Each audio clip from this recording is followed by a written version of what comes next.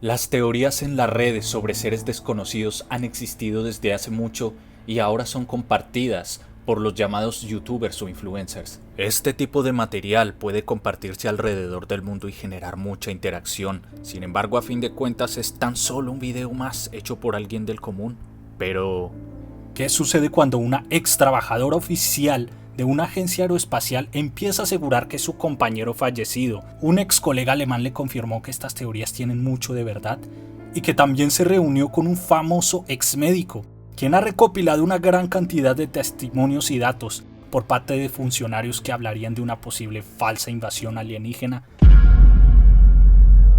¿Y por qué tomarse la molestia de hablar de este tipo de temas que suenan tan descabellados? Atentos a estas declaraciones. He explained to me that there was a moment when we were going to be told that the extraterrestrial beings, that their craft were a threat, and they were not. These craft that have come here are now not UFOs, they're identified flying objects, and we know that they have beings in them. ¿A qué clase de criaturas se refiere entonces si no son los típicos humanoides inteligentes capaces de contrarrestar y detener todo tipo de armamento humano con nuestra tecnología actual? Aunque suene extraño, muchos de ellos creen al mismo tiempo en la existencia de entes extraterrestres y entes demoníacos por aparte. Estas son las hipótesis más comunes de la población en estos casos, dependiendo de si son practicantes de un credo o no, pero en realidad estos expertos aseguran que se trata más bien de seres alterados biotecnológicamente por los militares. Hola a todos, soy John Anderson desde China, bienvenidos a un nuevo video. Gente importante nuevamente dando declaraciones casi como de ciencia ficción. En este caso hablamos de Carol Rosin, que fue la primera mujer ejecutiva en una agencia aeroespacial, y junto a científicos como Wernher von Braun de la Alemania nazi, habrían desarrollado en su tiempo tecnología aeroespacial. Otros funcionarios, además de ella, dijeron que se está orquestando desde hace más de 50 años una especie de falsa invasión alienígena. Que lo mencionara este tipo de gente le da mucho peso, ya que ellos fueron convocados por un doctor retirado llamado Stephen Greer, que es un conocido ufólogo que curiosamente cree al mismo tiempo en demonios y seres extraterrestres. Y aunque yo particularmente tengo puntos de vista muy diferentes a este médico y algunas de las cosas que dice suenan bastante descabelladas, sin duda alguna el que él haya traído a todos estos funcionarios y haya mostrado videos de cómo él habla con ex militares de Estados Unidos referentes a todos estos sucesos hace que uno tenga la mente abierta y por lo menos se pregunte qué va a pasar en el futuro y uno lo pueda analizar para sacar sus propias conclusiones. Miren. In 2020, I was asked to brief the President and Vice President on a situation that completely spiraled out of their control. They had been lied to, just as you have been lied to. And we cannot stop what is coming if we don't finally confront the truth. In 2001, I brought together 20 senior military, intelligence, and aerospace whistleblowers at the National Press Club in Washington, D.C., for a press conference that would change the world forever. The men and women who are on this stage and the some 350 additional military intelligence witnesses. One of the biggest bombshells at that 2001 press conference was the testimony of Carol Rosin, an aerospace executive who worked beside Wernher von Braun, the Nazi rocket scientist who came to America after World War II to work for NASA. Carol received his deathbed confession, a testimony so terrifying that we spent the last 20 years trying to warn about it. Now here was von Braun sitting at a desk when I first met him, explaining to me that he was told he only had 3 to 6 weeks to live, but that he was going to stay alive long enough to teach me what the real game is that's going on. And then it leads to the last card. And then he would repeat to me over and over, and the last card, the last card, the last card would be the extraterrestrial threat. The last card was the most profound experience I had in my whole life. She told me what Wernher von Braun had said. It didn't surprise me because I had previously met with a number of people in the defense industry and in the intelligence community who had already told me that there was such a plan and that it could be actuated at any moment. And that was one of the long-term agendas was keep the technologies away so we maintain our industrial base of fossil fuel and all this. When we're ready to pull the trigger on releasing this information, spin it in the direction that benefits the foxes guarding the henhouse, the people holding these secrets. It's sort of a shadow government within the government, not just in the United States, but all around the world. And the kind of power they have, both financially, technologically, and the means of projecting power militarily is much greater than anything that the conventional military or the conventional government or the President of the United States has.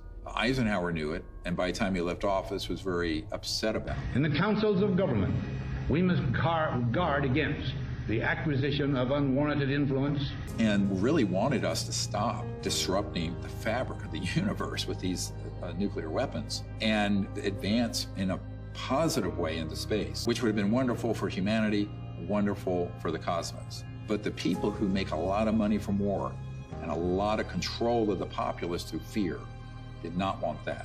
So they circled their limousines and sort of moved aside the good people who would have been arguing for that. And that included Eisenhower. We must also be alert to the equal and opposite danger of a scientific, technological elite.